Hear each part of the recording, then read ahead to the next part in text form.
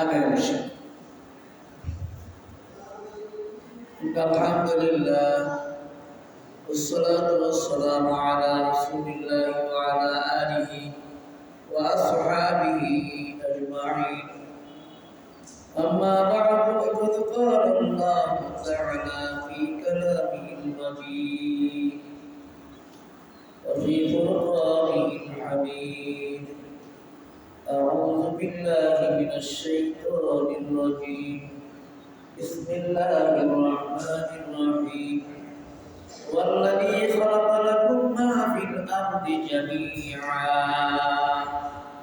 ثم استوى إلى السماء فسواهن سبع سماوات وهو بكل شيء عليم بارك الله لنا ولكم في القرآن العظيم ونفعنا وإياكم بالآيات والذكر الحكيم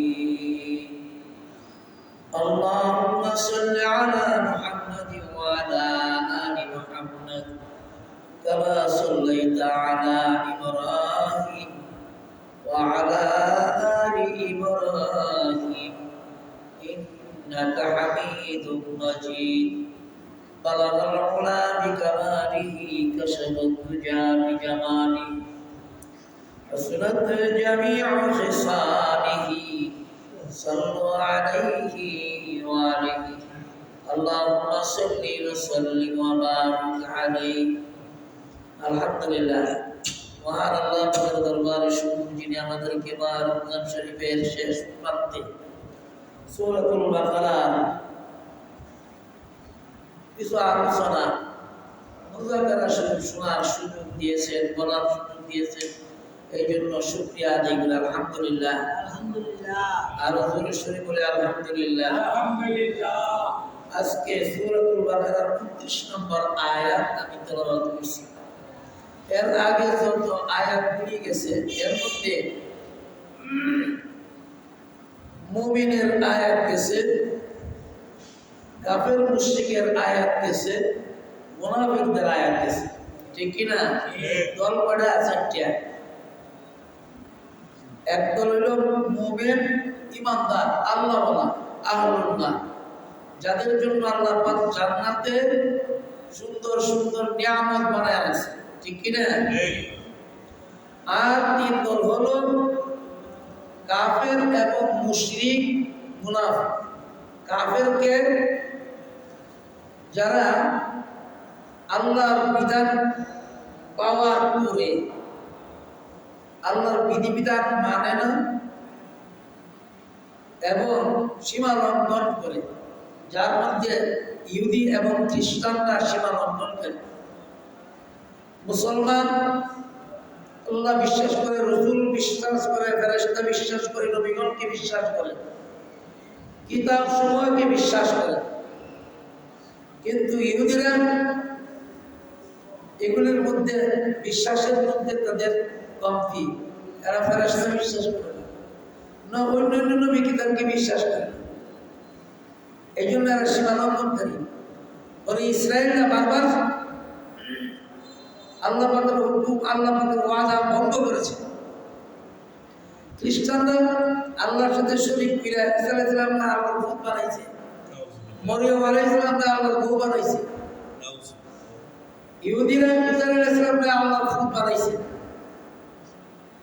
এভাবে সীমা লঙ্ঘন করতে করতে তারা মুসলমানদের যে দুশমন, এই কথা আল্লাহ কোরআনের মধ্যে বলে রাখছে, তাদের সাথে মুসলমান ঈমানদার কি করতে পারবে না? দুস্তি করতে পারবে না, মহব্বত করতে পারবে না। যদিও বাহ্যিক লোক দেখানো অন্তরে মানুষ হিসেবে মহব্বত থাকে, কিন্তু অন্য অন্যের বেলা না। তারা মুসলমানের পরম দুশমন, শত্রু। তারা মুসলমানদের প্রতি করবেই করবে, তারা মঙ্গল চিন্তা করবেই না। আল্লাহর কোরআনে আল্লাহ পাক বলেন, আর কার কথা শুনতে হবে? আল্লাহর কথা না, আপনি আমার কথা। ইহুদি খ্রিস্টানরা যতই বন্ধুসুলভ আচরণ আমার সঙ্গে করে, কিন্তু তারা মুসলমানের চিরন্তন দুশ্মন। আর মুনাফিকরা হলো তারা গুনাহগার, তাদের অন্তরের মধ্যে নেফাক, গুনাহসমূহ। এক আল্লাহকে বাহ্যিক বিশ্বাস করে, রসুলকে বাহ্যিক বিশ্বাস করে, অন্তর দিয়া না, আছে না নাই? এই জন্য এই 13টা আয়াত কোরআনে কারীমের সূরাতুল বাকারার 13টা আয়াত মুনাফিকের সাথে। এরপরে আল্লাহ পাক বলেন এই 3 দলের জন্য আমি শাস্তির ব্যবস্থা করছি, আর একদল মানুষ মুমিন মুসলমানের জন্য শান্তির ব্যবস্থা করছি। ইচ্ছা করলে সে শান্তির দিকে আগাইতে পারে, ইচ্ছা করলে অশান্তির দিকেও যাইতে পারে, ঠিক কিনা? মুমিন মুসলমান ইচ্ছা করলে আল্লাহর হুকুম মানতে পারে, নাও মানতে পারে। তুমি মুসলমান ইমানদার যারা, আল্লাহ যারা, তারা আল্লাহর হুকুম মানে, রসুলের তরিকা বলে, ঠিক কিনা? এটা ছাড়া আর কিছু বুঝে না। কিন্তু মুনাফিকরা তার ব্যতিক্রম, এরা হলো গুপ্ত দুশ্মন। এই জন্য 13টা আয়াত কোরআনে কারীমের প্রথম আল্লাহ পাক উল্লেখ করছেন।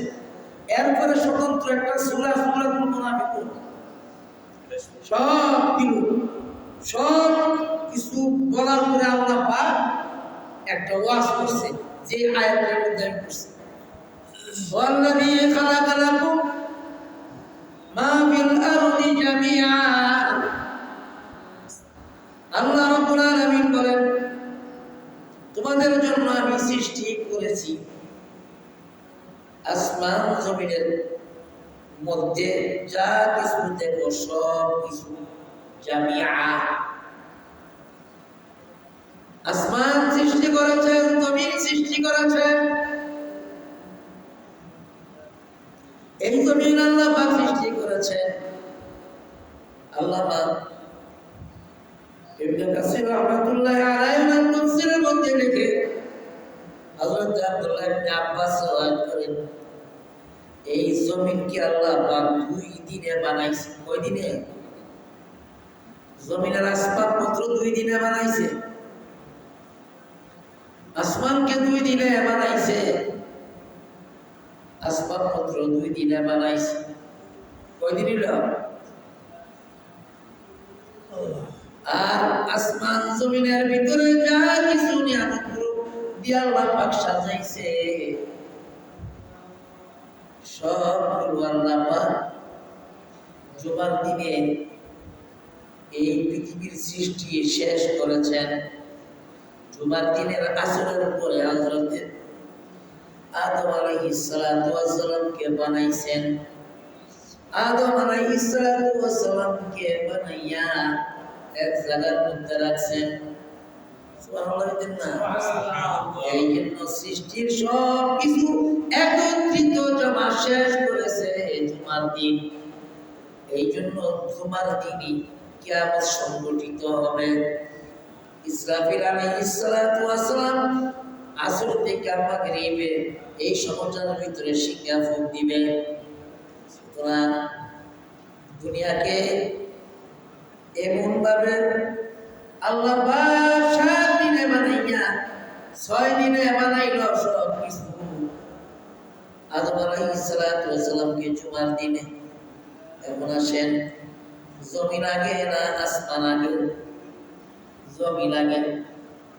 জমিন আগে কি ছিল? আল্লাহ রাব্বুল আলামিনের আরশটা পানির মধ্যে ছিল।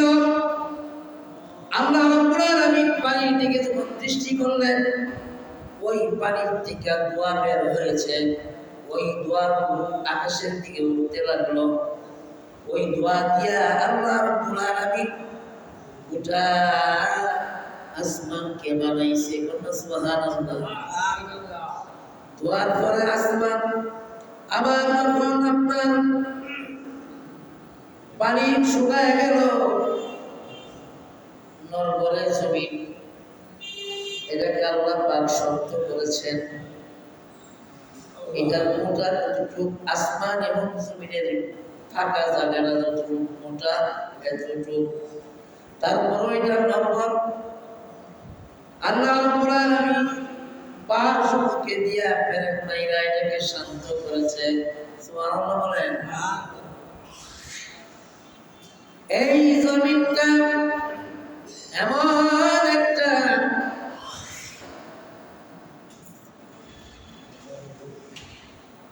ফাতের মতো, তাকে আরবি ভাষা বলে সিফাত।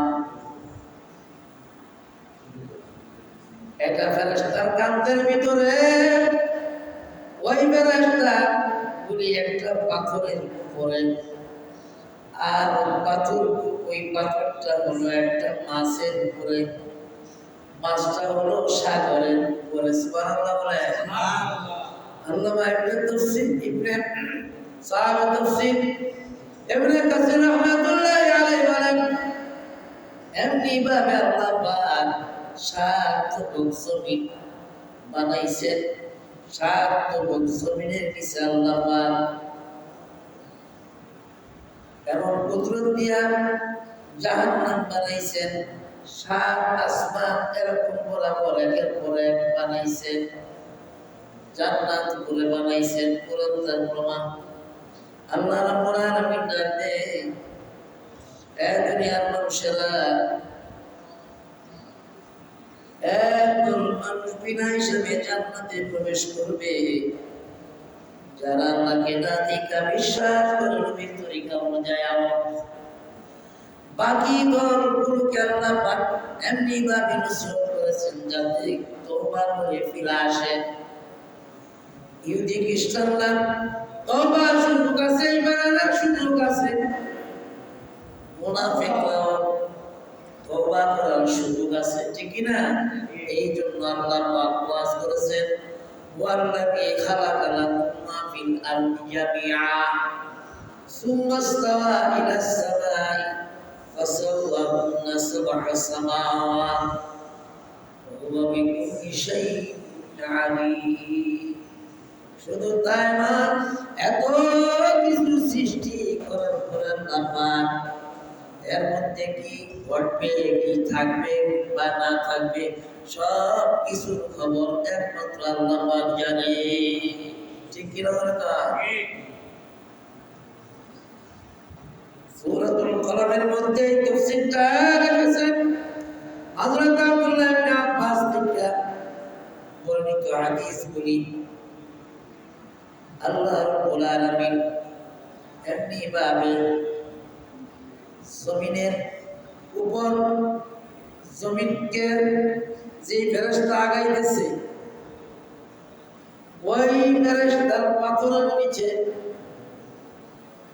যে যন্ত্রটা, সেটা হলো একটা বিরাট বড় বৈশ, যার শিং হলো 40,000। 40,000। এমনি ভাবে আল্লাহ পাক সৃষ্টি করেছেন। আল্লাহ বলেন, আমার মতো কাদিরে কুদরত দ্বিতীয় আর আছে কিনা? তো কেন আমার সাথে শরীক করো? কেন অন্যায় অপরাধ করো? আমি আল্লাহকে না দেখে যারা বিশ্বাস করে ঈমান আনছে, তাদের জন্য দুনিয়াতে নাজ নিয়ামতের ব্যবস্থা করেছি, আর পরকালেও নাজ নিয়ামতের ব্যবস্থা করেছি। যারা দুনিয়ার মধ্যে আমার শুকরিয়া আদায় করে না, আমার নাফরমানি করে, আমার হুকুম মানে না, দুনিয়া নিয়ে ব্যস্ত, আল্লাহ রাব্বুল আলামিন দুনিয়ার হায়াতের ভিতরে আমি তাদেরকে কিছু সময় দেই, কিন্তু সুযোগ বুঝে দুনিয়ার হায়াতটা কমাই দিয়া আমি তাকে কবরে শোয়া দেই, যাতে দুনিয়া দুনিয়া করছে যেই ব্যক্তি দুনিয়া করতে পারে না। আল্লাহর অনেক মাখলুক আছে বানানের উপরে, যদি পেট পইরা খায় লগে লগে মারা যায়, আছে না? মশা তাফসীরের মধ্যে উল্লেখ করেন, মশা ট্রেনের থেকে উৎপন্ন হয়, উৎপন্ন হওয়ার সাথে সাথে সে আহার করতে পারে না। যেই মাত্র মানুষের রক্ত শরীর থেকে টাইনা যখন তার পেটের ভিতরে ঢোকায়, সাথে সাথে সে মারা যায়। তাকে আল্লাহ পাক এরকম সিস্টেম করে বানাইছে, এই দুনিয়াদার ব্যক্তিকে আল্লাহ পাক কোরআনে কারীমের মধ্যে মশার সঙ্গে তুলনা দিয়েছেন। দুনিয়া নিয়ে যারা ব্যস্ত, দুনিয়া তাদেরকে আমি দান করি ঠিক, কিন্তু সে উদর ফুরাইতে পারে না, সে মুখ করতে পারে না, মুখ করার আগেই দুনিয়ার হায়াত তার শেষ। এই তফসীর। সুতরাং এই কথাগুলি আল্লাহ পাক বলার কারণ কি? না বললে তো পারতেন। আল্লাহ রাব্বুল আলামিন বলেন, আমি মানুষ বানাইছি, বোবাদর করে মানুষ বানাইয়া আমি জান্নাতের ভিতরে রাখছি। তোমাদের আদি পিতার বাড়ি হলো জান্নাত, ঠিক কিনা বললাম? জান্নাতি মানুষ জাহান্নামে যাবে, এটা আল্লাহ পাক বরদাস্ত করবে না। এই জন্য ওই মানুষটাকে সুযোগ দিয়েছে তওবা করার, ইহুদিকে সুযোগ দিয়েছে ঈমান আনার, খ্রিস্টানকে সুযোগ দিয়েছে ঈমান আনার তওবা করার, মুনাফিকদেরকে সুযোগ দিয়েছে ঈমান আনবার তওবা করার, এবং গুনাহ থেকে মুক্ত হইয়া বেদনা হইয়া যাতে অন্ধকার কবরে শুইতে পারে, না হয় ওই দুনিয়ার হায়াতটা শেষ হওয়ার লগে লগে তার আযাব শুরু হয়ে যাবে, বেনামাজির আযাব শুরু হয়ে যাবে। এই জন্য অনুরোধ করবো, মাহে রমজান শরীফের ভিতরে আল্লাহকে লাভ করা, গুনাহ থেকে মুক্ত থাকার চেষ্টা করা, সওয়াবের কাজ বেশি বেশি করে করা এবং নিজের আমল দুরুস্ত করা। কার হায়াত কখন শেষ কেউ বলতে পারে না। এই জন্য এই হায়াতের ভিতরে যেমন ভালো কাজ করা, নেক কাজ করা, নেক কাজ যে উদ্বুদ্ধ করা, এটাই মুমিনের কাজ, ঈমানদারদের কাজ। আর মুনাফিকদের কাজ হলো, কাফের মুশরিকদের কাজ হলো মুসলমানের বিরুদ্ধে আচরণ করা, মুসলমান যাতে শান্তিতে দুনিয়াতে বসবাস করতে না পারে, ঠিক কিনা ধরে কর। সারা বিশ্বের দিকে তাকাইলে দেখা যায় যত দেন দরবার লাগাইতেছে ইহুদি এবং খ্রিস্টানরা, ঠিক কিনা? ধর্মীয় যুদ্ধের ভিতরে মুসলমানের সিস্টেম হইল, মুসলমান আগে কাউকে কি করে না, আঘাত করে না। এটা রাসূলের বিধানের মধ্যে নাই, আল্লাহর আইনের মধ্যে নাই। কোন কাফের মুশরিক বেদিন যখন মুসলমানকে আঘাত করে, পাল্টা আঘাত করা তার উপর ওয়াজিব। এই জন্য জিহাদের আয়াতগুলো আল্লাহ পাক কোরআনের মধ্যে বলেছেন। সুতরাং সারা বিশ্বের দিকে তাকাইলে দেখবেন মুসলমান আঘাত করে না, মুসলমান আল্লাহর কাছে সাহায্য চায়, ঠিক কিনা? দুনিয়ার আনাচে কানাচে যত মুসলমান আল্লাহ আল্লাহওয়ালা যতই দেখবেন, দুনিয়ার কোন মানুষের কাছে সাহায্য চায় না, কিন্তু রাত্রিবেলা আল্লাহর কাছে সাহায্য চায়। আল্লাহ বলেন, বান্দা যখন আমার কাছে সাহায্য চান, হে রাসূল, হে নবী, আপনি জানায় দেন, যেই বান্দা বান্দি আপনার উম্মতের মধ্যে আমার কাছে সাহায্য চাবে, দুনিয়ার মধ্যে আমি তাকে সাহায্য করব, পরকালেও আমি তাকে সাহায্য করব। সুবহানাল্লাহ বলেন। দুনিয়াতেও সাহায্য করবো, পরকালও। এই জন্য আল্লাহর মাহে রমজান শরীফ আর তার বাকি আসলে নেই কেউ বলতে পারি না। এই জন্য অনুরোধ করবো, এর ভিতরে বেশি বেশি তওবা করা, আল্লাহর কাছে ক্ষমা চাওয়া, মাফ চাওয়া।